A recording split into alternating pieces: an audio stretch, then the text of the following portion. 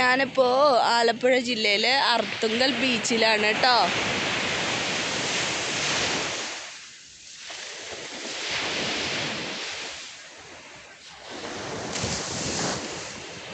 ഇവിടെ ഒരുപാട് ഫിഷിംഗ് ബോട്ടുകളൊക്കെ നിർത്തിയിട്ടിട്ടുണ്ട്.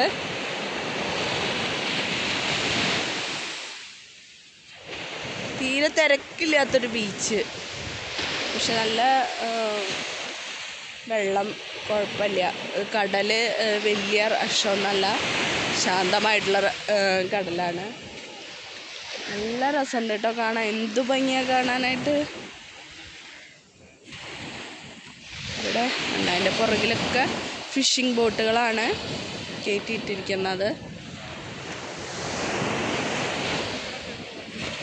നമ്മുടെ ആൾക്കാരൊക്കെ വരുന്നുണ്ട് അവിടുന്ന്.